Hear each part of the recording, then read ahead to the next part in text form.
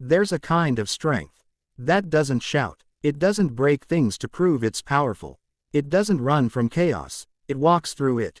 This strength is called Stoicism. But what is Stoicism? Why are millions of people, from ancient emperors to modern thinkers, turning to it to find peace in a world that's falling apart? Today, we're going to explore the ancient philosophy that could change the way you see pain, success, and even yourself.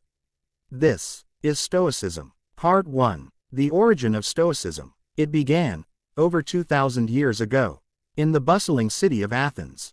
A man named Zeno of Citium lost everything: his ship, his wealth, his dreams, swallowed by the sea. Broken, he wandered the streets until he found wisdom in philosophy.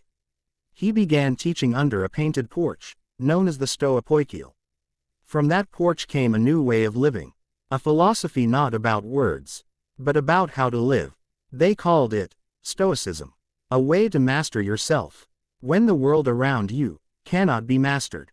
Part 2. The core idea. Stoicism teaches one simple truth: you cannot control what happens to you, but you can control how you respond. The Stoics divided life into two parts: what's in your control, and what isn't. Your thoughts, your actions, your decisions, these are yours. Everything else, fate, other people, weather, luck, death, is not. And if you can focus only on what you can control, you become unbreakable, because the world loses its power when you stop reacting to it. Part 3. Stoicism in everyday life. The Stoics believed that life will test you, and how you respond reveals who you truly are. Marcus Aurelius, the philosopher emperor, wrote in his journal, "You have power over your mind, not outside events. Realize this, and you will find strength." Epictetus, born a slave, taught, "It's not things that upset us, but our opinions about things."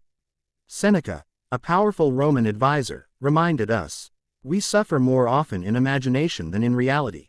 You see, the Stoics were not trying to escape pain. They were learning to endure it with calm and courage, to love life, even when it's unfair, to stay peaceful, even when insulted, to act with virtue, even when no one's watching. That's what true strength looks like. Part 4. The modern world needs Stoicism. We live in an age of noise. Everyone reacts, everyone's angry, everyone's chasing what they can't control. But Stoicism teaches us to pause, to breathe, to choose our response, instead of being slaves to emotion. Imagine if we all lived that way. If we acted with reason instead of rage. If we built calm in the middle of storms. You'd stop comparing yourself, stop fearing failure, stop trying to control everything. You'd start living with peace. That's what the Stoics called eudaimonia, a life of virtue, a life of excellence, a life truly lived. Part 5. How to practice Stoicism. So, how do you live like a Stoic? First, control your mind. Every morning, remind yourself, I can't control what happens today, but I can control how I react. Second, practice gratitude. Count what you have, not what you lack. Third, remember death. The Stoics called it memento mori. You could leave life right now, so let that guide your choices. Fourth, seek virtue, not comfort. Do what is right, not what is easy. And finally, accept fate. The Stoics called it amor fati. Love your fate, even the pain. Because every hardship is shaping you. Everything that happens to you is a lesson preparing you for who you're meant to become. Stoicism isn't about being cold.